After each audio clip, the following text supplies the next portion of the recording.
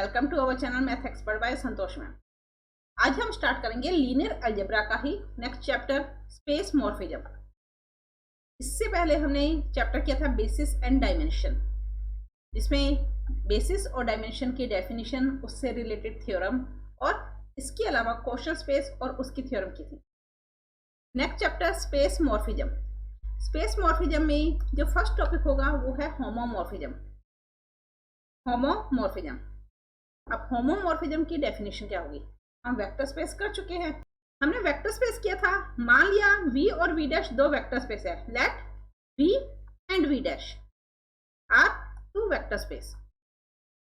Vector space क्या था ये आपको पता होगा, हमने इतनी थ्योरम्स की हैं। अगर कोई सेट एडिशन के लिए एबिलियन, स्केलर एडिशन के लिए डिस्ट्रीब्यूटिव, स्केलर मल्टीप्लिकेशन के लिए डिस्ट्रीब्यूटिव, स्केलर मल्टीप्लिकेशन के लिए एसोसिएटिव लॉ और आइडेंटिटी लॉ को सेटिस्फाइड करता है, देन वो सेट वेक्टर स्पेस कहलाएगा। अगर v और v डैश दो वेक्टर स्पेस है, let t is a function from v to v dash. t v से v डैश में कोई एक फंक्शन है। अब t एक फंक्शन है, देन ये जो फंक्शन है t, ये क्या कहलाएगा? होमोमॉर्फिज्म कहलाएगा। Then t is called linear homomorphism, या होमोमॉर्फिज्म भी कह सकते हैं हम, लीनियर होमोमॉर्फिज्म, या इसे लीनियर ट्रांसफॉर्मेशन भी कहते हैं, और लीनियर ट्रांसफॉर्मेशन।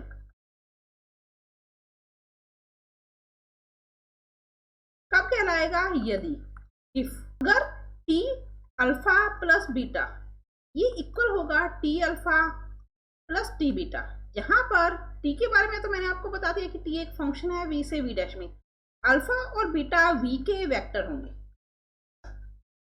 इसके अलावा t a alpha is equal to a t alpha, जहां पर अल्फा और बीटा वेक्टर होंगे और a स्केलर होगा f का, यानी फील्ड का कोई एक एलिमेंट हुआ a v के, यानी वेक्टर हुए अल्फा और बीटा।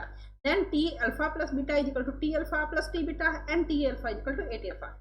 या इन्हीं दोनों कंडीशन को एक साथ भी हम लिख सकते हैं, t a alpha plus b beta is equal to a t alpha plus b t beta. या तो सिंगल प्रॉपर्टी अप्लाई कर सकते हैं, या ये दोनों की दोनों प्रॉपर्टी अप्लाई कर सकते हैं। अगर ऐसा है, यानी लेफ्ट हैंड साइड को सॉल्व करें, राइट हैंड साइड इक्वल आ जाए, देन t जो फंक्शन होगा वो लीनियर ट्रांसफॉर्मेशन या लीनियर होमोमॉर्फिज्म कहलाएगा। अब ये किया किस तरह से, ये देखो, यहाँ पर हमारे पास v और v डैश, डेफिनेशन हमने क्या लिखी? मैंने आपको डेफिनेशन रिटर्न में बताई, लेकिन उसको कैसे प्रूव किया हमने?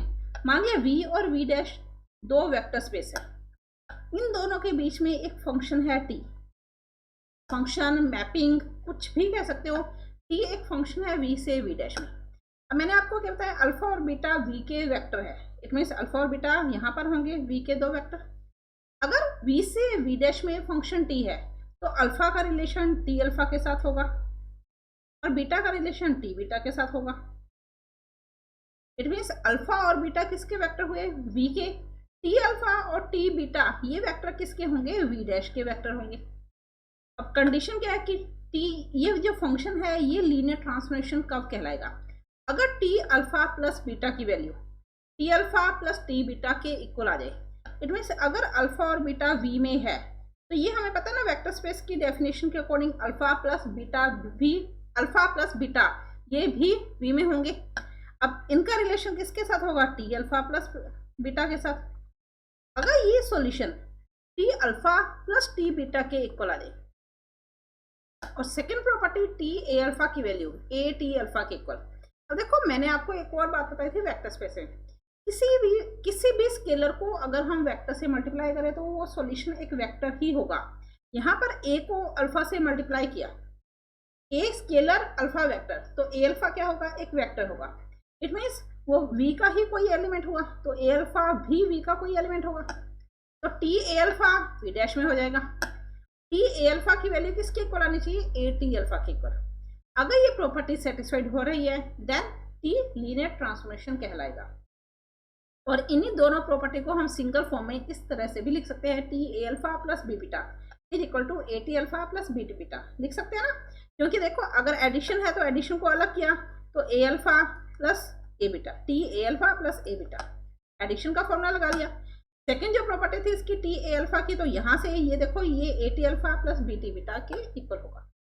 क्लियर? लीनियर ट्रांसफॉर्मेशन क्या होता है? नेक्स्ट डेफिनेशन है लीनियर फंक्शनल। हमने अभी पढ़ा टी एक लीनियर ट्रांसफॉर्मेशन है वी से वी डैश में। अगर हम कहें if T is a linear transformation को शॉर्ट में एल टी से भी लिखा जाता है, from V to F. V एक वेक्टर स्पेस है, एफ स्केलर है, F we to F. Then ये जो लीनियर ट्रांसफॉर्मेशन है वी से एफ में, ये ट्रांसफॉर्मेशन लीनियर फंक्शन कहलाता है। Then T from V to F is linear function. Okay, इसी तरह से लीनियर ऑपरेटर, अगर टी एक फंक्शन है, टी एक लीनियर ट्रांसफॉर्मेशन है वी से वी में, if T is a linear transformation from V to V से वी में, देन तो ये ट्रांसफॉर्मेशन वी से वी में इज लीनियर ऑपरेटर। तो ये ट्रांसफॉर्मेशन क्या कहलाता है? लीनियर ऑपरेटर कहलाता है। क्लियर? तीन डेफिनेशन है जो लगभग सिमिलर है, होमोमॉर्फिज्म या इसे लीनियर ट्रांसफॉर्मेशन भी कहते हैं, या इसे लीनियर ट्रांसफॉर्मेशन भी कहते हैं। अगर v से v डैश में दो वेक्टर स्पेस है, t एक फंक्शन है v से v डैश में, देन ये फंक्शन लीनियर ट्रांसफॉर्मेशन कहलाएगा अगर t a alpha plus b beta की value, a alpha plus b beta की value a t alpha plus b t beta के इक्वल हो। जैसे मैंने आपको बताया अलग अलग भी लिख सकते हो। अब t एक लीनियर ट्रांसफॉर्मेशन तो हो गया।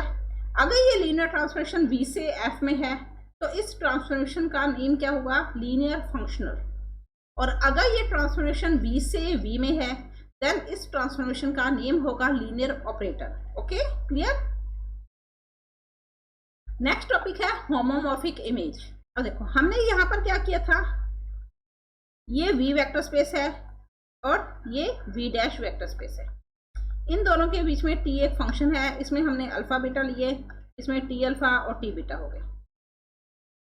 हमने लीनियर ट्रांसफॉर्मेशन की डेफिनेशन की थी, यहाँ पर t क्या है? एक लीनियर ट्रांसफॉर्मेशन होगा, t is a linear transformation. अब होमोमॉर्फिक इमेज, अगर t एक लीनियर ट्रांसफॉर्मेशन है v से v डैश में, if t is a linear transformation from v to v dash, then v से v डैश में लीनियर ट्रांसफॉर्मेशन है, तो इसकी इमेज क्या होगी? अब इमेज देखो, होमोमॉर्फिज्म हमें पता चल गया कि अगर t एक लीनियर ट्रांसफॉर्मेशन है इट मीन्स होमोमॉर्फिज्म होगा, क्योंकि लीनियर ट्रांसफॉर्मेशन या होमोमॉर्फिज्म एक ही वर्ड है। अब होमोमॉर्फिक इमेज यानी अगर इन दोनों के बीच में, अब इमेज क्या होती है? सिंपल, अगर हम ट्रांसफॉर्मेशन को भूल जाते हैं, अगर हम इमेज की बात करें तो अगर इमेज की बात करें, दो सेट है, इन दोनों के बीच में कोई भी एक फंक्शन है f, a से b में दो सेट है, f एक फंक्शन है, तो हम इमेज किसे कहेंगे? b को इमेज कहेंगे ना। f एक फंक्शन है a से b में, तो इमेज यहाँ पर क्या है? b। a की इमेज b है, b की इमेज a नहीं है। अगर इनवर्स फंक्शन होगा तो होगी, तो इसकी a की इमेज क्या है? यहाँ पर b है। इसी तरह v की इमेज क्या है? v डैश है। लेकिन हमारा टॉपिक इमेज नहीं, होमोमॉर्फिक इमेज है। उसके लिए अब इमेज तो हमें पता हो चल गया v है, लेकिन उसके लिए इस फंक्शन का होमोमॉर्फिज्म होना भी जरूरी है, यानी लीनियर ट्रांसफॉर्मेशन होना भी जरूरी है। तो if t is a linear transformation from v to v dash, then v dash is called homomorphic image. Homomorphic image of किसकी इमेज है? ये v डैश, v की, ऑफ v। ओके, आगे समझे? इमेज का जो मीन्स है वो सेम मीन्स होमोमॉर्फिक इमेज का होगा, लेकिन होमोमॉर्फिक के लिए उन दोनों के बीच में, जिन हम इमेज कितने दो के बीच में कैलकुलेट करेंगे, तो उन दोनों वेक्टर स्पेस के बीच में जो फंक्शन होगा वो फंक्शन लीनियर ट्रांसफॉर्मेशन होना चाहिए। ओके, आगे समझे? Linear transformation, homomorphic image, linear operator, linear function. अब लीनियर ट्रांसफॉर्मेशन से रिलेटेड ही हम कुछ क्वेश्चन करते हैं, जिसमें हम फॉर्मूला अप्लाई करेंगे T A alpha plus B beta equal to A T alpha plus B T beta, जिससे आपकी ये डेफिनेशन और ज़्यादा क्लियर हो जाएगी। तो देखो first question, let v3f two and v2f be two vector space. अब ये देखो ये दोनों अलग अलग है, दोनों के दोनों वेक्टर स्पेस है। हमने 3 डेफिनेशन पढ़ी। पहला वेक्टर स्पेस वी से वी डैश, दूसरी डेफिनेशन में वी से एफ, और तीसरी डेफिनेशन में वी से वी। ये लीनियर ट्रांसफॉर्मेशन कहलाएगा, ये लीनियर फंक्शन कहलाएगा, और ये लीनियर ऑपरेटर कहलाएगा। अब यहाँ पर क्या है, V3 से V2 में, यानी 2 अलग अलग वेक्टर स्पेस है। इट मीन्स लीनियर ट्रांसफॉर्मेशन होगा। Okay, let V3 and V2 F be 2 vector space over the field F। यहाँ पर F एक फील्ड है, V3 और V2 2 वेक्टर स्पेस है। V3 का मीन्स क्या हुआ कि V में हम जो वेक्टर लेंगे, V3 में हम जो वेक्टर लेंगे उसकी वैल्यू कॉमा में स्केलर में होती है, वो स्केलर 3 होंगे। इसी तरह V2 का मीन्स क्या होगा, हमारे पास कॉमा में जो स्केलर होंगे वो 2 होंगे। देन आगे हमें प्रूव क्या करना है, पाई की ये वैल्यू दे दी, is a linear transformation from V3 to V2। तो पाई V3 से V2 में लीनियर ट्रांसफॉर्मेशन होना चाहिए। जैसे हमने अभी t फंक्शन लिया था, यहाँ पर फंक्शन t नहीं है, पाई है। पाई को प्रूव करना है कि ये लीनियर ट्रांसफॉर्मेशन होना चाहिए। किससे, V3 से V2 में। पाई एक फंक्शन है V3 से V2 में, और वैल्यू दे दी पाई A1 A2 A3 की वैल्यू A1, A2। अब देखो क्वेश्चन किस तरह से है। मैंने अभी डायग्राम बनाया था, हमारे डायग्राम में 2 वेक्टर स्पेस थे। यहाँ पर हमारे पास क्या है, पाई एक फंक्शन है V3 से V2 में, तो ये तो V3 होगा, ये V2 होगा। इन दोनों के बीच में पाई एक फंक्शन है, not linear transformation. Linear transformation नहीं है, एक फंक्शन है। हमें प्रूव क्या करना है, इस पाई को लीनियर ट्रांसफॉर्मेशन प्रूव करना है। अब देखो यहाँ वैल्यू दी है पाई A1 A2 A3। It means A1 A2 A3 किसकी वेक्टर, एक वेक्टर होगा। It means A1 A2 A3 क्या होगा, एक, ये स्केलर है लेकिन किसी एक वेक्टर की वैल्यू होगी। अब देखो किस तरह से लिखेंगे हम, let V3F and V2F are 2 vector space. ये 2 वेक्टर स्पेस है ओवर द फील्ड F।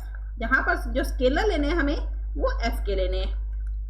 अब गिवन क्या है हमें, पाई एक फंक्शन है V3 से V2 में। Let pi is a function from V3 to V2। Pi V3 से V2 में एक फंक्शन है। पाई A1 A2 A3 की वैल्यू, पाई A1 A2 A3 की वैल्यू किसके इक्वल है, A1, A2 के। अब देखो ये एक वेक्टर है, किसी भी वेक्टर की वैल्यू कॉमा में स्केलर के इक्वल होती है। हम यहाँ पर अल्फा बीटा ये 2 वेक्टर लेते हैं। यहाँ पर अल्फा की जो वैल्यू है वो A1 A2 A3 के इक्वल है। अब देखो A1 A2 V3 है, तो अल्फा एक वेक्टर है, वेक्टर को हमेशा कॉमा में स्केलर से लिखा जाता है। कितने स्केलर आएंगे, V3 है तो 3 स्केलर होंगे। बीटा की वैल्यू किसके इक्वल आ गई, B1, B2, B3 के इक्वल। अल्फा का रिलेशन किसके साथ होगा, पाई अल्फा के साथ, और बीटा का रिलेशन किसके साथ होगा, पाई बीटा के साथ होगा ना ऐसा। अब देखो हमें प्रूव क्या करना है, पाई को linear transformation. To prove pi is a linear transformation. अब लीनियर ट्रांसफॉर्मेशन का मैंने आपको एक फॉर्मूला बताया था, pi A alpha plus B beta. T transformation, T function है तो T A alpha plus B beta, pi function है तो pi A alpha plus B beta. Answer क्या आना चाहिए, A pi alpha plus B pi beta. अब देखो same है ना जो मैंने टी में बताया था, A T alpha plus B T beta, लेकिन यहाँ पर फंक्शन t नहीं है, पाई है, तो हम t की जगह क्या लिखेंगे, पाई फंक्शन लिखेंगे। ये हमारा सॉल्यूशन आना चाहिए। हमें गिवन क्या है, पाई A1 A2 A3 की वैल्यू A1, A2। यहाँ पर A1 A2 A3 हमने वेक्टर कौन सा लिया, A1 A2 A3 को अल्फा वेक्टर, और बीटा B1 B2 B3। यानी हम क्या लिखेंगे, हमें प्रूव क्या करना है, A pi alpha plus B pi beta. तो हमने अल्फा और बीटा 2 वेक्टर ले लिए, अल्फा और बीटा 2 वेक्टर है, किसके वेक्टर होंगे, V3 के। A और B 2 स्केलर है, स्केलर किसके लेने हैं, फील्ड के। अब देखो अल्फा और बीटा V3 के वेक्टर है, तो अल्फा की वैल्यू A1, A2, A3, और बीटा की वैल्यू क्या होगी, B1, B2, B3। Okay, then pi A alpha plus B beta is equal to pi A alpha की वैल्यू पुट की तो A1 A2 A3 प्लस में B बीटा की value put की तो B1 B2 B3। ओके, अब vector space की property लगाई, A का मल्टीप्लाई हो जाएगा B का मल्टीप्लाई, तो AA1 comma AA2 comma AA3 plus में BB1 comma BB2 comma BB3। पाई में कोई चेंज नहीं करेंगे, यहाँ पर हम वेक्टर की प्रॉपर्टी लगा रहे हैं तो वेक्टर को ऐड कर सकते हैं ना। कैसे ऐड करना बताया था मैंने आपको, फर्स्ट वैल्यू प्लस में फर्स्ट वैल्यू। अब प्लस कहाँ से आया, ये फर्स्ट वैल्यू ये फर्स्ट वैल्यू, इन दोनों के बीच में सिंबल कौन सा है, प्लस का, तो प्लस लगा दिया। फिर कॉमा में सेकेंड वैल्यू AA2 प्लस में सेकेंड वैल्यू BB2, ओके। फिर कॉमा में थर्ड वैल्यू AA3 प्लस में BB3। इस तरह से लिखा, आपको पता ना, मैंने आपको पहले भी अच्छी तरह से बताया था, ये जो सेंटर का सिंबल होता है ये दो वैल्यू के बीच में आता रहेगा। हमने फर्स्ट वैल्यू और फर्स्ट वैल्यू को लिखा तो फर्स्ट और फर्स्ट क्या हो रही है, ऐड हो रही है। फिर सेकंड जब लिखेंगे तो सेकंड कॉमा में है, यहाँ पर भी देखो सेकंड वैल्यू फर्स्ट के कॉमा में है तो हमने कॉमा लगा दिया सेकंड प्लस सेकंड। इसी तरह कॉमा में थर्ड प्लस थर्ड, तो हमारे पास पाई इस तरह से वैल्यू आ गई। हमें गिवन क्या है, पाई A1 A2 A3, यानी अगर पाई के साथ कॉमा में 3 वैल्यू है तो उसका सॉल्यूशन क्या है, A1 कॉमा A2। अब A1 कौन सी वैल्यू है, जो फर्स्ट वैल्यू है कॉमा में और कॉमा में सेकंड वैल्यू, यानी पाई A1 A2 A3 का जो सॉल्यूशन है वो सॉल्यूशन सिर्फ A1 कॉमा A2 के इक्वल है, उसमें A3 नहीं आएगा और पाई नहीं आएगा। ठीक, पाई आई रिपीट, क्योंकि सबसे इंपॉर्टेंट स्टेप यहाँ पर यही है, यहीं पर गलती होती है। पाई A1 A2 A3 का जो सॉल्यूशन है वो सिर्फ A1 कॉमा A2 के इक्वल है, इसमें A3 भी नहीं आएगा, पाई भी नहीं आएगा। यहाँ पर पाई, ये देखो ये A1 की जगह, फिर ये A2 की जगह, ये A3 की जगह, तो पाई A1 comma A2 comma A3 का सॉल्यूशन किसकी इक्वल है, only A1 comma A2। A1 की जगह हम क्या लिखेंगे, AA1 plus BB1 comma A2 की जगह हम क्या लिखेंगे, AA2 प्लस BB2। समझ में आया ना कैसे लिखा, रिपीट, मैं इसे रिपीट कर देती हूँ। पाई A1 A2 A3 का जो सॉल्यूशन है वो सिर्फ A1 कॉमा A2 के इक्वल है, उसमें A3 इंक्लूड नहीं होगा, पाई हट जाएगा। जैसे हम T अल्फा की वैल्यू लिखते हैं, मान लो T अल्फा की वैल्यू हमारे पास अल्फा 1 है तो इसमें हमने इसका सिर्फ सॉल्यूशन लिखा ना, T तो नहीं लिखा। तो उसी तरह से पाई A1 A2 A3 यानी पाई अल्फा का जो सॉल्यूशन है वो इस तरह से है, यानी कॉमा में जो स्केलर है उसमें से सिर्फ फर्स्ट और सेकंड स्केलर है, थर्ड स्केलर उसमें इंक्लूड नहीं होगा। अब देखो, अब इसे हमें रिपीट करना है, ये जैसे हमें ये स्टेप है वैसे रिपीट करना है। किस तरह से, देखो जैसे हमने यहाँ पर क्या किया था, फर्स्ट प्लस फर्स्ट फिर कॉमा सेकंड प्लस सेकंड। अब इस स्टेप से हम इस स्टेप पर जाएंगे, बैक में जाएंगे।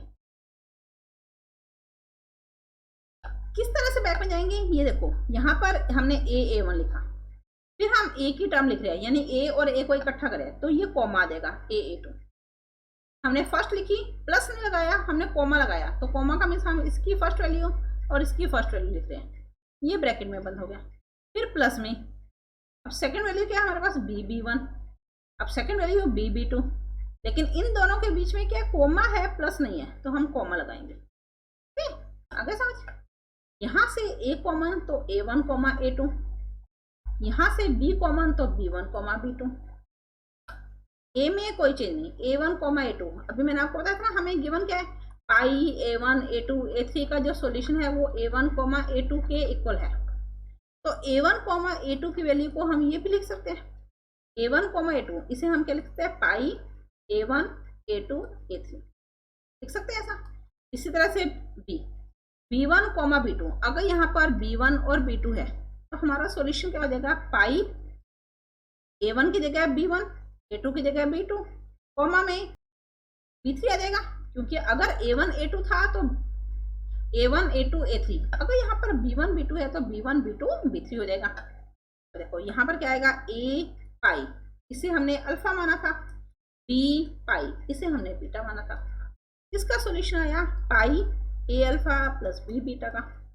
और लीनियर ट्रांसफॉर्मेशन की डेफिनेशन क्या थी, T A alpha plus B beta is equal to A T alpha plus B T beta. It means pi क्या होगा, एक लीनियर ट्रांसफॉर्मेशन होगा, hence pi is a linear transformation from B3 to B2। अगर समझ में question.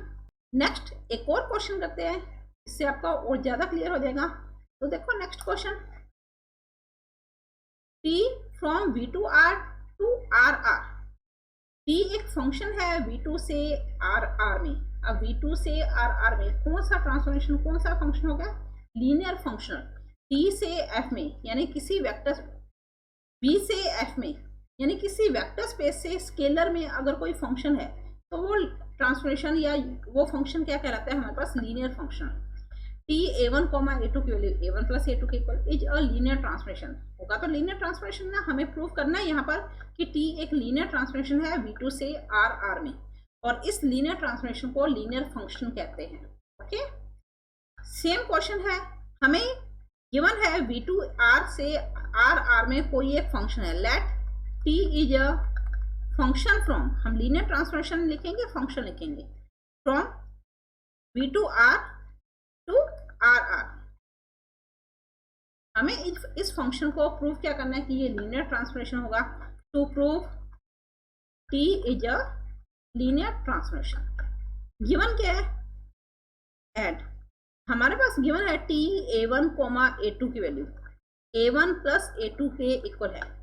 It means यहाँ पर अगर T के साथ दो स्केलर है तो उसका सॉल्यूशन उन दोनों का एडिशन आ रहा है। देखो यहाँ पर T एक फंक्शन था V2 से RR में, इट मीन्स यहाँ पर ये V2 होगा और ये R होगा, इन दोनों के बीच में T एक फंक्शन है। अब ये एक वेक्टर है तो इसके अंदर तो वेक्टर होंगे, लेकिन उसका जो सॉल्यूशन होगा वो वेक्टर नहीं होगा, स्केलर होगा। यानी T अल्फा की जो वैल्यू आएगी वो यहाँ पर देखो, ये जो सेट है ये रियल नंबर का सेट है। ओके, अब रियल नंबर वेक्टर नहीं होता है, रियल नंबर, तो T अल्फा का जो सॉल्यूशन आएगा वो एक रियल नंबर होगा। तो रियल नंबर A भी हो सकता है, B भी हो सकता है। हमें गिवन है A1, A2 यानी अल्फा की वैल्यू अगर A1, A2 है तो इसका जो सॉल्यूशन होगा वो A1 प्लस A2 के इक्वल होगा। ये दोनों स्केलर है तो दो स्केलर को जब ऐड करेंगे तो सॉल्यूशन एक स्केलर ही आएगा। ठीक है, तो यहाँ पर तो T के साथ वेक्टर आएंगे। T एक फंक्शन है V2 से R में, तो T के साथ जो वैल्यू आएगी वो तो वेक्टर होगी, लेकिन उसका जो सॉल्यूशन होगा वो स्केलर होगा। हमें इस T को प्रूव करना है कि ये लीनियर ट्रांसफॉर्मेशन है। लीनियर ट्रांसफॉर्मेशन की एक ही प्रॉपर्टी है T A alpha plus B beta, तो हमें प्रूव क्या करना है, T A alpha plus B beta is equal to A T alpha plus B T beta, ये हमें प्रूव करना है। तो इसके लिए अल्फा और बीटा दो वेक्टर लिए, लेट अल्फा कॉमा बीटा, ये V2 के दो वेक्टर हो गए। ठीक, मान लिया अल्फा की वैल्यू हमें A1, A2 में गिवन है, तो अल्फा तो हम A1, A2 में ही मान लेते हैं, एंड बीटा को हमने मान लिया B1, B2। ठीक, तो प्रूफ क्या करना है, now T A alpha plus B beta, T A alpha की जगह A1, A2 plus B beta की जगह B1, B2। T A का मल्टीप्लाई किया तो A1, A2 प्लस में B का मल्टीप्लाई किया तो B1, B2। T अब फर्स्ट और फर्स्ट को एक साथ किया तो देखो फर्स्ट वैल्यू A1, इसकी फर्स्ट वैल्यू B1, इन दोनों के बीच में सिंबल कौन सा है, प्लस का, तो प्लस वाला। फिर comma, second value A2, second value से पहले कॉमा है ना, इसकी सेकंड वैल्यू B2। अब देखो सेकंड वैल्यू लिखने से पहले कॉमा है तो कॉमा लगा लिया, लेकिन इन दोनों के बीच में कौन सा सिंबल आ गया, प्लस का आ गया। ओके, अब सॉल्यूशन क्या है, T कॉमा में, T के ब्रैकेट में जो कॉमा में वैल्यू है वो दो वैल्यू है, A1 plus B1, A2 plus B2। हमें गिवन क्या है, T A1, A2 की जो वैल्यू है वो A1 प्लस A2 के इक्वल है। इट मीन्स T के साथ जो वेक्टर आ रहा है उसका सॉल्यूशन उन दोनों स्केलर के एडिशन के इक्वल है। तो T ये A1 की जगह हो गया, ये A2 की जगह, A1, A2, इसका सॉल्यूशन क्या होगा, इन दोनों का addition, A1 plus B1 plus A2 plus B2। अब स्केलर को ऐड किया तो सॉल्यूशन एक स्केलर ही आ रहा है, ये किसका एलिमेंट हो जाएगा, R का। अब इसे वापस से ट्रांसफॉर्मेशन में T में कन्वर्ट करना है, तो देखो हम A और A की वैल्यू को एक साथ ले लेते हैं, A1, A2 को एक साथ किया, प्लस में B1, B2 की वैल्यू को एक साथ किया। यहाँ से A कॉमन तो A1 plus A2, B common तो B1 plus B2।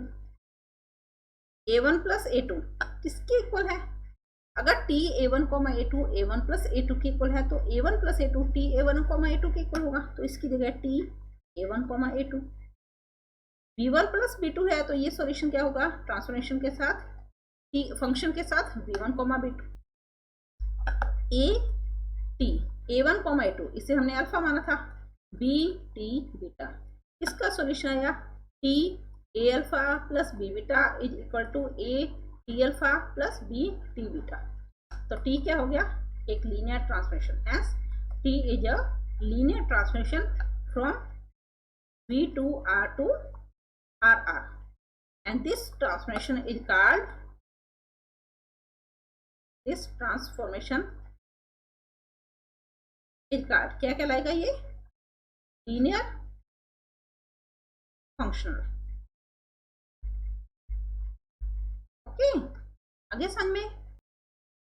Next, linear transformation से रिलेटेड ही हम एक थ्योरम करते हैं।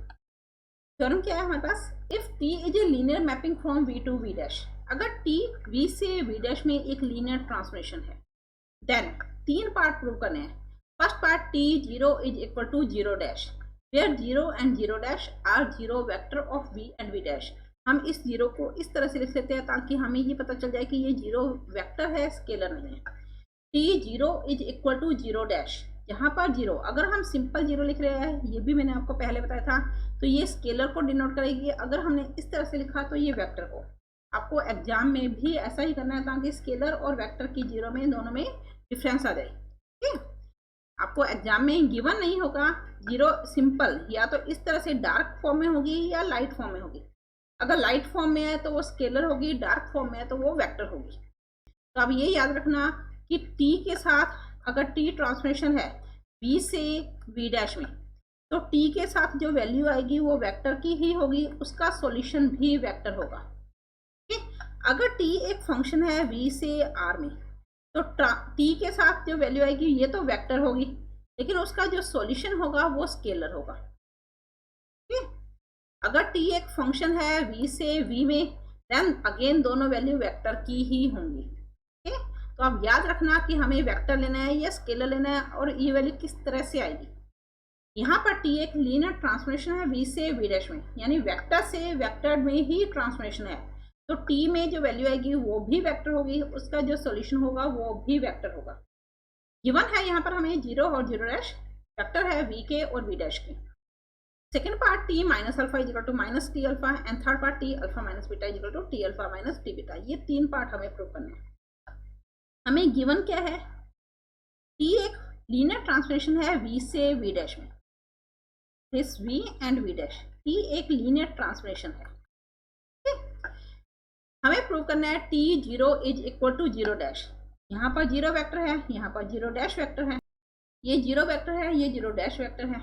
अब देखो फर्स्ट पार्ट हमें क्या प्रूव करना है, सबसे पहले let v and v dash are two vector space.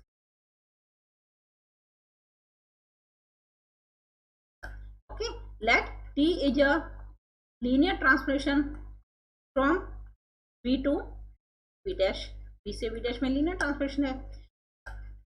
हमें प्रूव क्या करना है, a पार्ट प्रूव करना है t 0 vector is equal to 0 dash vector is equal to 0 dash vector. अब देखो इसके लिए स्टार्टिंग हम कहाँ से करेंगे, हमने इसमें एक वेक्टर लिया alpha, let alpha belongs to v, alpha और 0 वेक्टर ये दोनों v के हैं।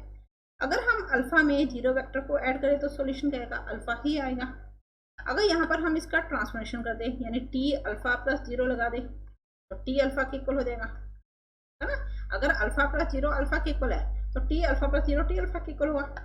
t क्या है, एक लीनियर ट्रांसफॉर्मेशन है, since t is a linear transformation, तो t alpha plus 0 t alpha plus beta t alpha plus t beta के इक्वल होता है, is equal to t alpha, यानी हमने यहाँ पर लीनियर ट्रांसफॉर्मेशन की प्रॉपर्टी लगा दी, t alpha plus t 0 vector is equal to t alpha. अब देखो t alpha plus t 0 vector, identity law apply करें, यानी अगर हम t अल्फा में, t अल्फा किसका वेक्टर होगा, यहाँ पर अल्फा v में है, तो t अल्फा किस में होगा, v डैश में होगा। v डैश के लिए आइडेंटिटी क्या हमारे पास 0 डैश है, यानी अगर हम यहाँ पर आइडेंटिटी लॉ अप्लाई करें, 0 डैश को ऐड करें, कोई चेंज नहीं होगा, टी अल्फा की value T alpha plus 0 dash के इक्वल होगी by identity law.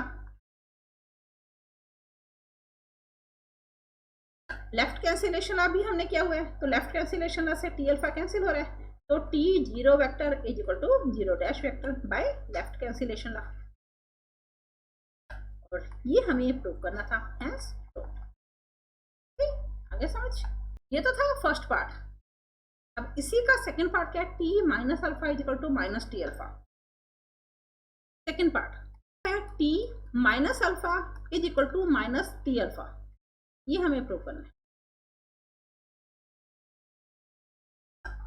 Alpha V का कोई वेक्टर है तो माइनस अल्फा भी वी में होगा। वेक्टर स्पेस की फर्स्ट प्रॉपर्टी होती है एडिशन के लिए एब्लियन ग्रुप, जिसमें इनवर्स लॉ सेटिस्फाइड होता है एडिशन के लिए। तो अगर अल्फा वी में है तो अल्फा का एडिशन के लिए इनवर्स माइनस अल्फा भी वी में होगा। अल्फा और माइनस अल्फा इन दोनों को अगर ऐड करें, माइनस अल्फा प्लस अल्फा, तो सॉल्यूशन, अब ये कौन सा ला है, इनवर्स ला। अल्फा में माइनस अल्फा को ऐड किया तो सॉल्यूशन क्या आएगा, जीरो के इक्वल। जीरो हम वी वेक्टर के लिए करें तो टी का मल्टीप्लाई कर दिया तो T minus alpha plus alpha is equal to T zero vector, T minus alpha plus alpha. अब यहाँ पर टी क्या था, एक लीनियर ट्रांसफॉर्मेशन था। अगर टी एक लीनियर ट्रांसफॉर्मेशन है तो टी अल्फा प्लस बीटा किसके इक्वल होगा, T minus alpha plus T alpha के इक्वल, यानी T alpha plus beta, T alpha plus T beta, alpha की जगह माइनस अल्फा, बीटा की जगह alpha is equal to T zero. अभी हमने देखो ये फर्स्ट पार्ट प्रूव किया, T zero vector zero dash के इक्वल है। अब T alpha T minus alpha, T एक ट्रांसफॉर्मेशन है वी से वी डैश में, यहां पर अल्फा है तो यहां पर टी अल्फा होगा। ओके, अब टी अल्फा किसका वेक्टर है, वी डैश का वेक्टर है। वी डैश के लिए हमारे पास टी अल्फा भी वी डैश का वेक्टर है और टी माइनस अल्फा भी वी डैश का वेक्टर है। अगर ये दोनों वी डैश के वेक्टर है और इनका जो सॉल्यूशन आ रहा है वो आइडेंटिटी आ रही है वी डैश की, अब अल्फा में माइनस अल्फा को ऐड करें तो जीरो वेक्टर आता है, यानी वी की आइडेंटिटी आती है। इसका मीन्स क्या हुआ कि अल्फा का इनवर्स माइनस अल्फा हुआ। एडिटिव आइडेंटिटी के लिए, एडिशन के लिए अल्फा का इनवर्स माइनस अल्फा हुआ, या alpha plus beta is equal to vector की फॉर्म में alpha plus beta is equal to zero लिखे। तो इन दोनों का एडिशन जीरो कब होगा, कि अगर अल्फा का इनवर्स माइनस बीटा है या बीटा का इनवर्स माइनस अल्फा है। ठीक, यहाँ पर तो हमें पता है कि ये जीरो होगा, लेकिन अगर हमारे पास alpha plus beta is equal to zero है, इसका मीन्स ये होगा कि अल्फा का इनवर्स माइनस बीटा या बीटा का इनवर्स माइनस अल्फा होगा। ओके, अब इन दोनों का एडिशन जीरो आ रहा है, it means T minus alpha का इनवर्स टी अल्फा होगा। तो टी माइनस अल्फा का इनवर्स किसके इक्वल होगा, टी अल्फा के इक्वल। तो इसे हम माइनस टी अल्फा लिख सकते हैं, क्योंकि अल्फा में माइनस अल्फा को ऐड करने पर ही जीरो आता है। तो टी माइनस अल्फा में टी अल्फा को ऐड करने पे जीरो आ रहा है, तो टी अल्फा की वैल्यू माइनस टी अल्फा की इक्वल होगी। It means T minus alpha is equal to minus T alpha, जो कि सेकेंड पार्ट था। Okay, clear. Next third part हमारे पास क्या है, T alpha minus beta is equal to T alpha minus T beta, ये हमें प्रूव करना है।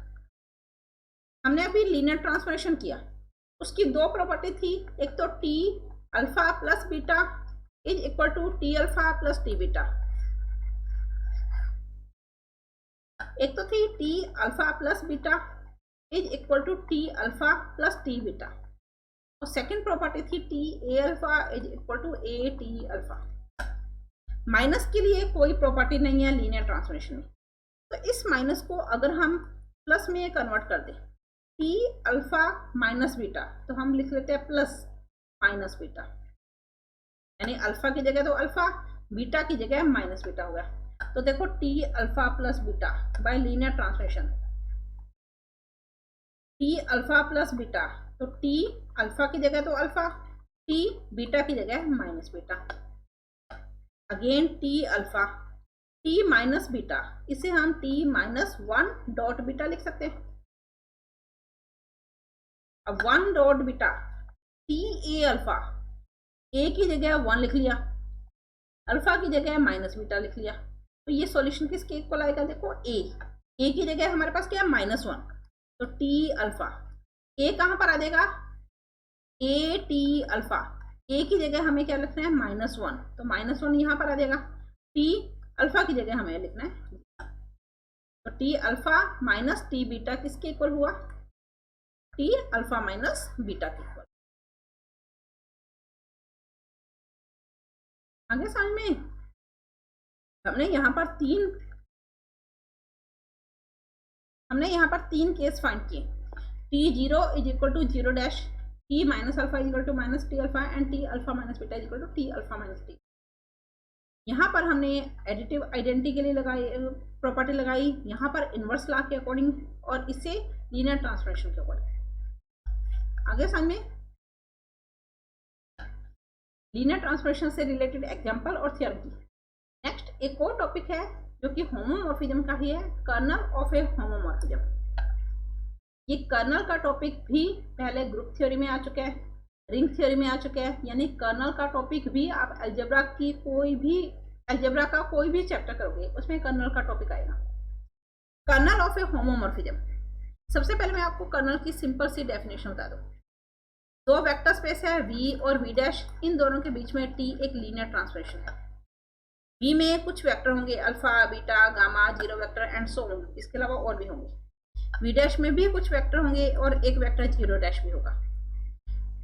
V के जिन वेक्टर का रिलेशन V डैश की आइडेंटिटी के साथ है, आई रिपीट, V के जिन वेक्टर का रिलेशन V डैश की आइडेंटिटी के साथ है, फॉर एग्जाम्पल अल्फा का रिलेशन आइडेंटिटी के साथ लिया और जीरो का रिलेशन आइडेंटिटी के साथ, वो वेक्टर कर्नल के वेक्टर कहलाते हैं।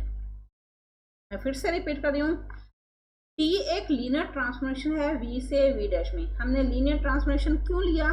क्योंकि अकेला कर्नल नहीं है, कर्नल ऑफ ए होमोमॉर्फिज्म है। होमोमॉर्फिज्म के लिए जो फंक्शन होता है वो लीनियर ट्रांसफॉर्मेशन होना जरूरी है। अगर T एक लीनियर ट्रांसफॉर्मेशन है V से V डैश में, तो V के जिन वेक्टर का रिलेशन V डैश की आइडेंटिटी के साथ है, वो वेक्टर कर्नल के वेक्टर कहलाते हैं। कर्नल को कभी भी प्रूव नहीं किया जाता कि कर्नल है या नहीं है, कर्नल हमेशा ही होगा। लेकिन कर्नल में एलिमेंट कौन कौन से आएंगे?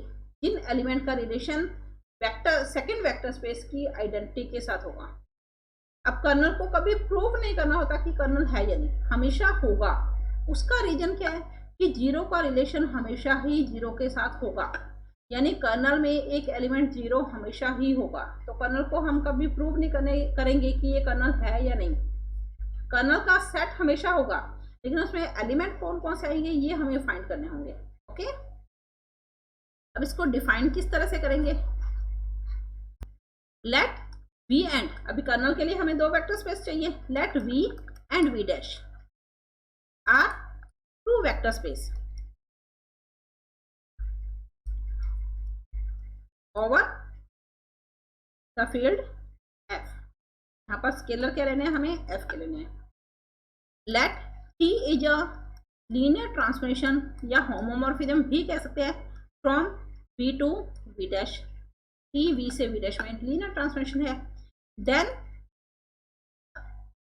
द सेट K, कर्नल को K से डिनोट किया जाता है या इसे KTR, इस तरह से।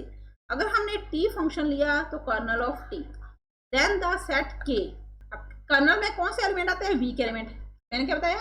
V के वो एलिमेंट जिनका रिलेशन V डैश की आइडेंटिटी के साथ है, वो कर्नल के एलिमेंट होंगे। तो कर्नल में कौन से एलिमेंट आए? V के। Then the set of all those elements of V, V के उन एलिमेंट्स का सेट होगा हुज T इमेज। अब जिसकी T इमेज का मीन्स T एक फंक्शन है, तो T इमेज क्या हो जाएगी? V से V डैश में फंक्शन है, तो T इमेज क्या होगी? V डैश होगी। उस T image are the identity. अब जिसकी T इमेज क्या होगी? आइडेंटिटी होगी। अब T इमेज का मीन्स जैसे अल्फा का रिलेशन आइडेंटिटी के साथ है, तो यहाँ पर ये क्या हो जाएगा? T alpha is equal to zero dash. तो अल्फा की T इमेज क्या होगी? हमारे पास आइडेंटिटी होगी। आइडेंटिटी क्या होती है? Zero dash. ये किसका एलिमेंट होगा? V डैश का होगा। Zero dash of V dash. आगे समझ में? कर्नल की डेफिनेशन क्या होगी? Then the set K of all those elements of V, kernel में जो भी एलिमेंट आएंगे वो V के होंगे, लेकिन V के कौन से एलिमेंट होंगे? जिनकी इमेज जीरो डैश के साथ होगी या जिनका रिलेशन जीरो डैश के साथ होगा, उस T image are identity zero dash. अब आइडेंटिटी किसकी होगी? V डैश की होगी। That is kernel of T। Is equal to, अब कर्नल में कोई भी वेक्टर होगा, वो वेक्टर किसका होगा, वी का होगा, लेकिन इस एलिमेंट का रिलेशन या इस वेक्टर का रिलेशन किसके साथ होना चाहिए, सेकंड ग्रुप की यानी सेकंड वेक्टर स्पेस की आइडेंटिटी के साथ। तो टी अल्फा किसके इक्वल होना चाहिए, 0 डैश के इक्वल, जहां पर 0 डैश वी डैश का वेक्टर होगा। क्लियर। हमने अभी एक लीनियर ट्रांसफॉर्मेशन का क्वेश्चन किया था। पाई v3 से v2 में एक फंक्शन है जिसे हमने प्रूव कर दिया कि ये लीनियर ट्रांसफॉर्मेशन है। मान लो इसी क्वेश्चन में हमारे पास आ रहा है फाइंड कर्नल ऑफ पाई। इसी क्वेश्चन में हमारे पास फाइंड करने के लिए आ गया कि हमें यहाँ से कर्नल ऑफ पाई फाइंड करना है। फंक्शन पाई है तो हम पाई लिखेंगे। अब इस क्वेश्चन में कर्नल ऑफ पाई, मैंने अभी आपको डेफिनेशन बताई है ना, हमने ये क्वेश्चन किया था। इस क्वेश्चन में हमें अगर कर्नल ऑफ पाई फाइंड करना है तो किस तरह से फाइंड करेंगे, तो देखो kernel of pi is equal to, इसमें वेक्टर क्या आएंगे, बी के वेक्टर होंगे। पाई एक फंक्शन है v3 से v2 में, तो अल्फा किसका वेक्टर होगा, v3 का होगा, लेकिन कब होगा, अगर पाई अल्फा की वैल्यू 0 वेक्टर के इक्वल आ रही है। ये फॉर्मूला हुआ कर्नल का, समझ आया ना। कर्नल ऑफ पाई यानी इसमें एलिमेंट क्या आएंगे, अल्फा, लेकिन अल्फा अगर 0 डैश के साथ रिलेटेड है तो ये कर्नल का एलिमेंट होगा। यानी अगर पाई अल्फा की वैल्यू 0 डैश है तो ये अल्फा कर्नल का एलिमेंट होगा। यहाँ पर इस तरह से अल्फा लिखने का मीन्स क्या है कि ये इसका एलिमेंट है, जो भी हमने यहाँ पर लिखा है, तो ये अल्फा कर्नल का एलिमेंट होगा। कब होगा, अगर पाई अल्फा की वैल्यू 0 डैश के इक्वल है, जहां पर अल्फा v3 को बिलोंग करता है। ठीक है, अब देखो इसे सॉल्व कैसे करेंगे। हमेशा फॉर्मूले को इस तरह से लिखना है, kernel of pi is equal to alpha. हमने इस क्वेश्चन में अल्फा किसे माना था, a1 a2 a3, याद है ना। अभी हमने ये क्वेश्चन किया था जिसमें हमने अल्फा लिया था a1 a2 a3। Pi alpha की जगह a1 a2 a3, 0 वेक्टर की जगह हमारे पास क्या देगा, 0 0। अब डबल 0 आएंगी, 3 बार 0 नहीं आएगी, क्योंकि 0 डैश किसका वेक्टर होगा हमारे पास, v2 का। तो यहाँ पर 0 डैश वेक्टर को जब हम स्केलर में कन्वर्ट करेंगे तो 0 0 होगा, 0 0 0 नहीं होगा। ये क्या देगा हमारे पास, a1 a2 a3, यानी कर्नल का एलिमेंट क्या है हमारे पास, this pi a1 a2 a3। Question में हमें गिवन था पाई a1 a2 a3 की वैल्यू a1 a2 के इक्वल, क्वेश्चन में गिवन है ना। तो पाई a1 a2 a3 की value a1 a2 is equal to 0 0। अगर हम यहाँ से इक्वलिटी लगाएं तो a1 a2 a3 इक्वलिटी लगाएं तो a1 इक्वल 0 a2 इक्वल 0। तो कर्नल के एलिमेंट क्या हुए, देखो a1 की जगह 0 आ गया, a2 की जगह 0, a3 की जगह a3 ही आएगा। ठीक है, ये हमारे पास कर्नल का सेट हो गया, कर्नल ऑफ पाई की वैल्यू। आगे समझे, इस तरह से हम किसी भी क्वेश्चन से कर्नल को फाइंड कर सकते हैं। क्लियर। नेक्स्ट कर्नल से रिलेटेड ही हम एक थ्योरम करते हैं। तो देखो थ्योरम क्या है हमारे पास, the kernel of a linear transformation is a subspace. The kernel of a linear transformation, हमें पता है कि अगर कर्नल है तो लीनियर जो भी फंक्शन होगा वो लीनियर ट्रांसफॉर्मेशन होगा। किसी भी लीनियर ट्रांसफॉर्मेशन में अगर कर्नल है तो वो कर्नल क्या होगा, सबस्पेस होना चाहिए। The kernel of a linear transformation is a subspace. किसी भी ट्रांसफॉर्मेशन में जो कर्नल है वो सबस्पेस होता है। अब देखो अगर कोई फंक्शन है t और ये फंक्शन v से v डैश में है जो कि लीनियर ट्रांसफॉर्मेशन है, कर्नल का सेट किस में होगा, v में होगा, ये कर्नल का सेट हो गया। तो इस कर्नल को, ये हमें पता है सबसेट तो है, हमें इस सबसेट को क्या प्रूव करना है, सबस्पेस प्रूव करना है। सबस्पेस हमने वेक्टर सबस्पेस पढ़ा था ना, इसमें हमने w लिया था।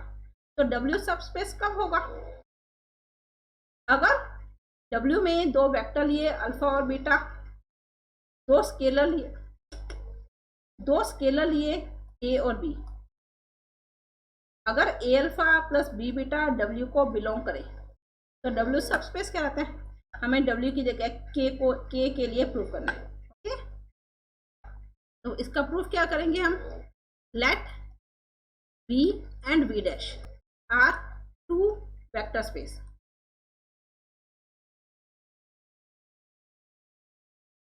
Let T is a linear transformation from v to v dash let K is a kernel of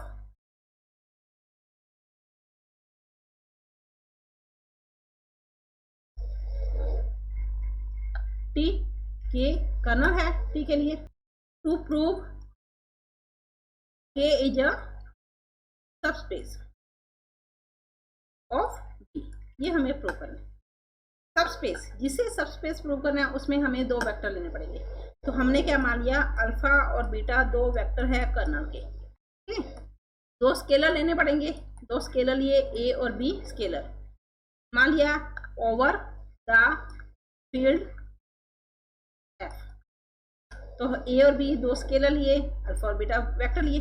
अगर अल्फा कर्नल का वेक्टर है, अगर अल्फा कर्नल में है तो अल्फा का रिलेशन किसके साथ होगा, आइडेंटिटी के साथ। अगर बीटा कर्नल में है तो बीटा का रिलेशन आइडेंटिटी के साथ होगा।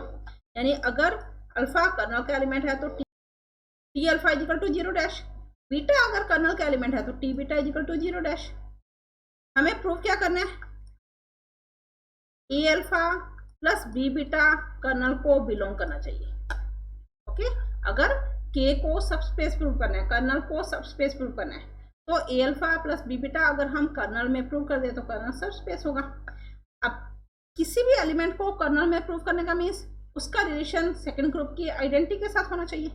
अगर कोई भी एलिमेंट हमें कर्नल में प्रूव करना है, उसके लिए अगर हम उस एलिमेंट का रिलेशन आइडेंटिटी के साथ प्रूव कर दे तो वो एलिमेंट अपने आप ही कर्नल का हो जाएगा।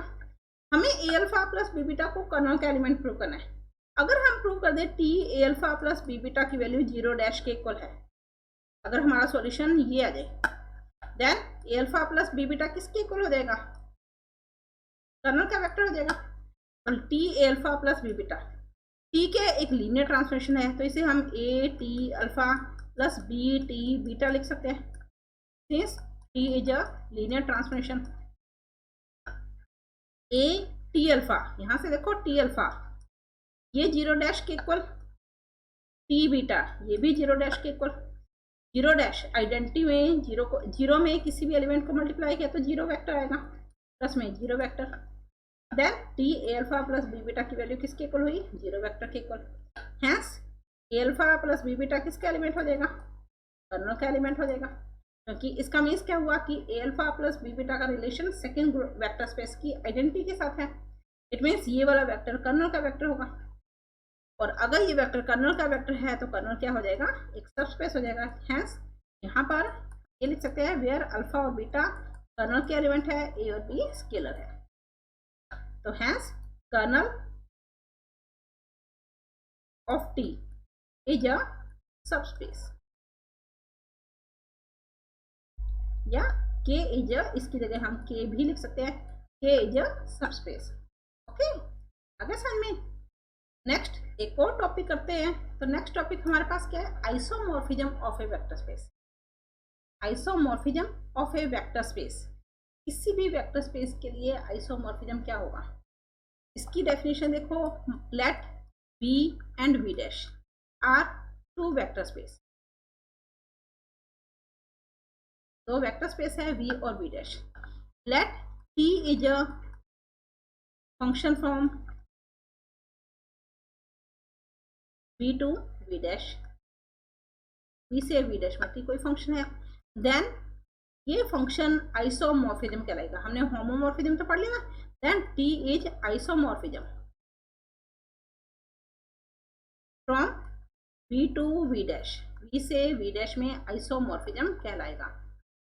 कब कहलाएगा, इफ अगर ये तीन प्रॉपर्टी को सेटिस्फाइड करता है। First property T is 1 1, second property T is onto, and third property T is linear transformation. अगर ये तीनों की तीनों प्रॉपर्टी सेटिस्फाइड होती है देन टी आइसोमॉर्फिज्म कहलाएगा वी से वी डैश में। अब तीन प्रॉपर्टी में थर्ड प्रॉपर्टी है टी इज लीनियर ट्रांसफॉर्मेशन। ये हमने अभी किया था, T A alpha plus B beta is equal to A T alpha plus B T beta, तो हम कर चुके अभी। अब बचा 1 1 एंड ऑन टू। 1 1 ये क्या होता है, ये भी ग्रुप थ्योरी में था ना टॉपिक। तो 1 1 की प्रॉपर्टी क्या होती है कि if T alpha is equal to T beta, यानी हम ऐसा लेकर चलेंगे, then alpha is equal to beta. Prove करेंगे अल्फा को बीटा के, तो ये प्रॉपर्टी किसके लिए इक्वल हो जाएगी 1 1 की। अगर टी अल्फा की वैल्यू टी बीटा के इक्वल है, बाय कैलकुलेशन हमने प्रूव कर दिया alpha is equal to beta, then T क्या कहलाएगा 1 1। 1 1 का मीन्स क्या होता है कि एक एलिमेंट का रिलेशन एक एलिमेंट के साथ ही होना चाहिए, ये 1 1 कहलाता है। ठीक है, 1 1 की प्रॉपर्टी क्या होती है कि किसी भी एक एलिमेंट का रिलेशन एक एलिमेंट के साथ ही होना चाहिए। जैसे हमने यहाँ पर अल्फा बीटा गामा, यहाँ पर टी अल्फा या हम अल्फा 1 अल्फा 2 अल्फा 3 ले रहे हैं, अगर हम इस तरह से रिलेशन बना रहे हैं तो ये 1 1 कहलाएगा। लेकिन अगर हमने इस रिलेशन को इस तरह से कर दिया, यहाँ देखो एक एलिमेंट का रिलेशन एक एलिमेंट के साथ ही होना चाहिए, यहाँ पर गामा का रिलेशन अल्फा 2 के साथ भी है अल्फा 3 के साथ भी है, तो ये 1 1 की प्रॉपर्टी को सेटिस्फाइड नहीं करेगा, तो ये 1 1 यहाँ पर टी 1 1 नहीं होगा, समझे ना। और इसे मैथमेटिकली प्रूव करने के लिए क्या किया जाता है, T alpha is equal to T beta लिए, यानी हमने पहले वाले वेक्टर स्पेस के दो एलिमेंट लिए अल्फा और बीटा, उनके साथ ट्रांसफॉर्मेशन लगा दिया T alpha is equal to T beta, तो हमारा सॉल्यूशन क्या आना चाहिए, alpha is equal to beta आना चाहिए। ठीक, टी इज ऑन टू। 1 1 की प्रॉपर्टी होती है कि एक एलिमेंट का रिलेशन एक एलिमेंट के साथ ही होता है। ऑन टू की प्रॉपर्टी होती है कि अगर हमारे पास दो वेक्टर स्पेस है, उन वेक्टर स्पेस में कुछ एलिमेंट है, तो हर एलिमेंट दूसरे वेक्टर स्पेस के किसी न किसी एलिमेंट से रिलेटेड होना चाहिए, चाहे वो सिंगल टाइम रिलेटेड है, चाहे वो डबल टाइम रिलेटेड है, चाहे वो ट्रिपल टाइम रिलेटेड है, लेकिन दोनों सेट में हर एक एलिमेंट एक दूसरे से रिलेटेड होना चाहिए। ऐसा कोई भी एलिमेंट नहीं होना चाहिए जो किसी से भी रिलेटेड नहीं है, वो कहलाता है ऑन टू। ठीक, तो T is onto, second property. इसे कैसे किया जाता है, if T alpha is equal to beta then alpha is equal to T beta. Mathematically इसकी कैलकुलेशन ये होती है। And third, T is linear transformation, जो कि हम कर चुके हैं। Okay, clear. आइसोमॉर्फिज्म से रिलेटेड ही हम एक क्वेश्चन करते हैं। देखो क्वेश्चन क्या है हमारे पास, show that the mapping f from v3 to v3r। अगर f एक फंक्शन है v3 से v3r में, which is defined by f a1 a2 a3। यहाँ पर f a1 a2 a3 की value a1, a2, a3 where a is not equal to 0 is fixed in r। ये fix value है, यानी हम a में कोई चेंज नहीं करेंगे। Is an isomorphism on v3r, तो हमें इस फंक्शन को आइसोमॉर्फिज्म प्रूव करना है। किसमें होगा आइसोमॉर्फिज्म, v3 से v3 में। रिपीट, f एक फंक्शन है v3r से v3r में, पहले वाला वेक्टर स्पेस भी v3 है और दूसरा वेक्टर स्पेस भी v3 है। हमें प्रूव क्या करना है, ये एक फंक्शन है, इस फंक्शन में वैल्यू क्या है f a1 a2 a3।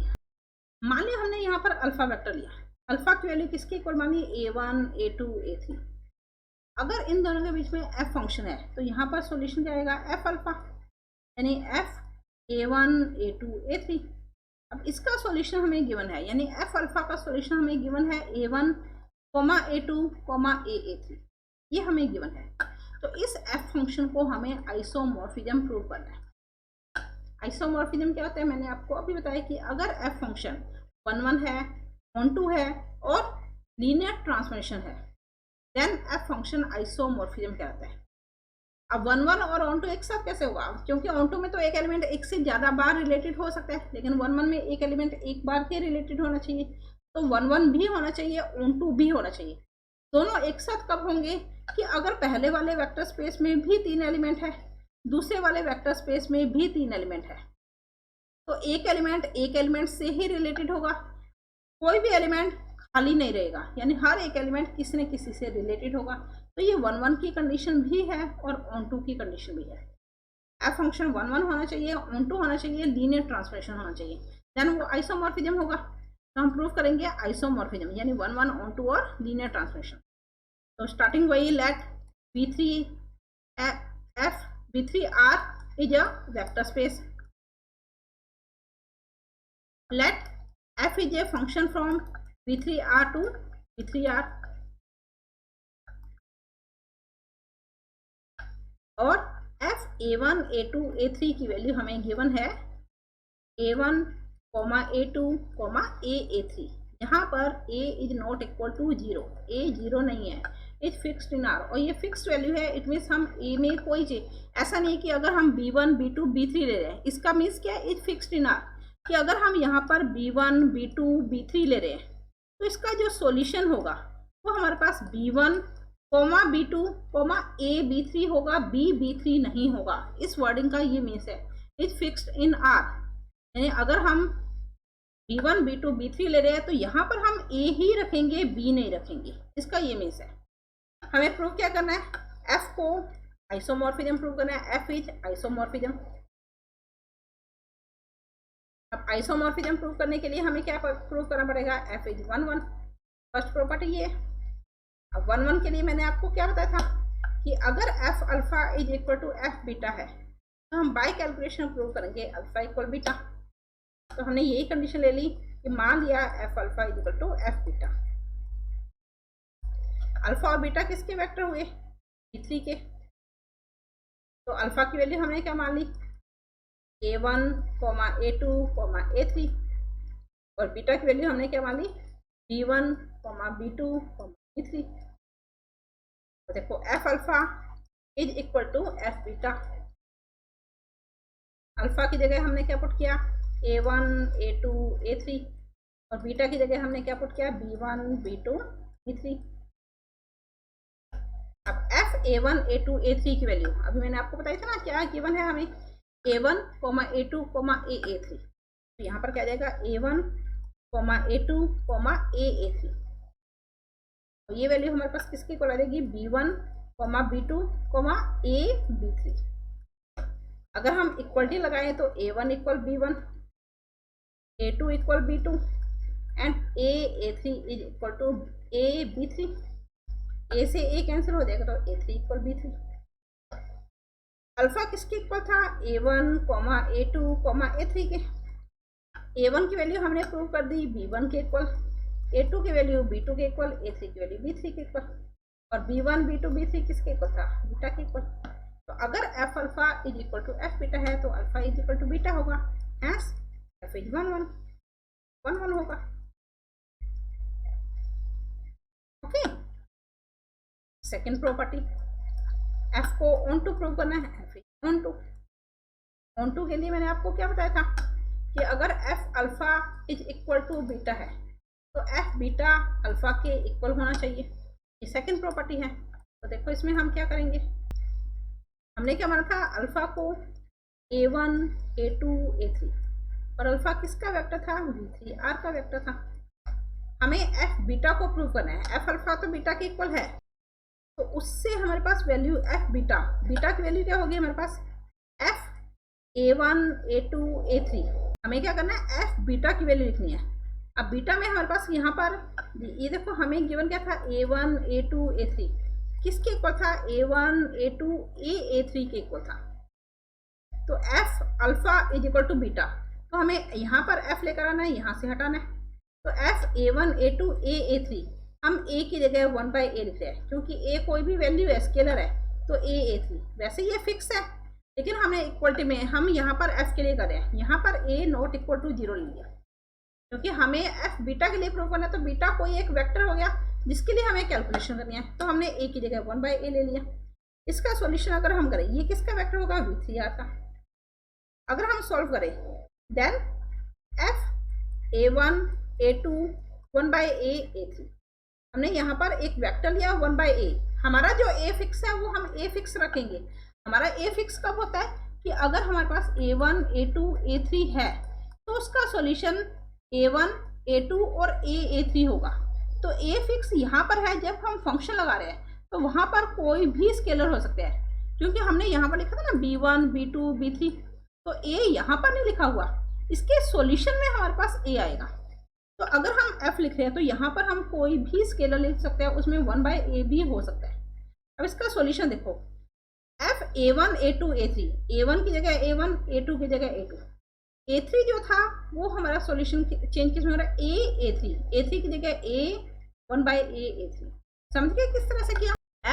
F के साथ जो स्केलर लेने हैं वो हम A1, A2, A3, B1, B2, B3 कुछ भी ले सकते हैं। तो हमने A1, A2, 1/A A3 ले लिया। इसका सॉल्यूशन क्या है, A1, A2 में कोई चेंज नहीं, A3 जो भी यहाँ पर स्केलर है वो स्केलर और उसके साथ A मल्टीप्लाई। ओके। तो सॉल्यूशन देखो F(a1 a2 1/a(a3), इसका सॉल्यूशन क्या है हमारे पास a1 a2 a3 के इक्वल। ये किसके इक्वल है? अल्फा के इक्वल। तो F(a1 a2 a3) की वैल्यू यानी F हमने राइट हैंड साइड से प्रूव किया, हमने सॉल्यूशन यहाँ से लिया और F फंक्शन की फॉर्म में यहाँ पर आ रहा है, अल्फा की फॉर्म में आंसर आ रहा है। समझ रहे ना? F(a1 a2 a3) इसका सॉल्यूशन हमारे पास a1 a2 a3 था। अगर हम इस साइड में बीटा लगा दें, यानी इस साइड में फंक्शन लगा दें, तो हमारा सॉल्यूशन a1 a2 a3 की फॉर्म में आना चाहिए ना। सेम आ रहा है a1 a2 a3। It means F क्या हो जाएगा हमारे पास? ऑन टू हो जाएगा। Hence F is onto. Okay, अब थर्ड प्रॉपर्टी क्या होती है? F लीनियर ट्रांसफॉर्मेशन होना चाहिए, जो हम अभी क्वेश्चन कर चुके हैं। F इज लीनियर ट्रांसफॉर्मेशन, तो उसके लिए देखो F a alpha plus b beta. F a alpha हमने a1 a2 a3 को माना है, प्लस b बीटा हमने b1 b2 b3 को माना है। तो a ब्रैकेट ओपन किया तो यह आ जाएगा a1 a2 a3 plus b1 b2 b3। इन्हें ऐड किया तो हमारे पास क्या आएगा? a1 प्लस b1, ये हम कर चुके हैं ना पहले, a2 प्लस b2 और कॉमा में a3 प्लस b3। अब देखो सॉल्यूशन क्या हुआ? F ये a1 की जगह, ये a2 की जगह, ये a3 की जगह। तो सॉल्यूशन क्या होगा? F a1 a2 a3, a1 a2 a3 a3। अब यहाँ देखो हमारे पास a3, यहाँ पर a का यूज है ना, हम इस a को a डैश से चेंज करते हैं, क्योंकि a हमारा फिक्स है तो यहाँ पर तो a ही आएगा, हम इससे चेंज नहीं कर सकते। तो हम यहाँ पर a की जगह a डैश कर लेते हैं, a की जगह हमने a डैश कर लिया। समझ में आया क्यों किया? क्योंकि ये a फिक्स है, हम इसमें चेंज नहीं कर सकते, तो हमने इस a की जगह a डैश कर लिया। इससे भी आप चाहो तो b डैश कर सकते हो, a dash a3 plus b b3। Okay, इसको फिर से सॉल्व करें तो ये क्या आएगा हमारे पास? a के साथ a की टर्म लेंगे, b के साथ सबसे पहले हम ब्रैकेट ओपन करते हैं, a dash a1 plus b b1, a dash a2 plus b b2। यहाँ पर क्या आ जाएगा? a dash a3 plus a b b3। Again ये देखो फर्स्ट वैल्यू हमारे पास a डैश a1, इसकी फर्स्ट वैल्यू हमारे पास a डैश a2, इन दोनों के बीच में क्या है? कोमा। इसकी first value a dash a3 comma. फिर सेकंड वैल्यू, और सेकंड वैल्यू से पहले प्लस है, तो b b1 comma b b2 comma a b b3। यहाँ से हमने a डैश कॉमा लिया तो a1 comma a2 comma a3। यहाँ से हमने b कॉमा लिया तो b1 comma b2 comma a b3। a dash a1 comma a2 comma a3, ये function of a1 a2 a3 के इक्वल है। और this b1 b2 a b3, ये function of b1 comma b2 coma b3 के equal हुआ। a dash f, ये क्या हो गया? Alpha b f। किसका सॉल्यूशन आया? f, यहाँ पर a डैश है, किसका सॉल्यूशन आया? f a dash alpha plus b beta का। तो सॉल्यूशन देखो a dash f alpha plus b f beta. ये किसका फॉर्म होता है? लीनियर ट्रांसफॉर्मेशन का। Hence f is LT। f function 1 1 है, ऑन टू है, लीनियर ट्रांसफॉर्मेशन है, तो हम क्या कहेंगे? Hence f is isomorphism.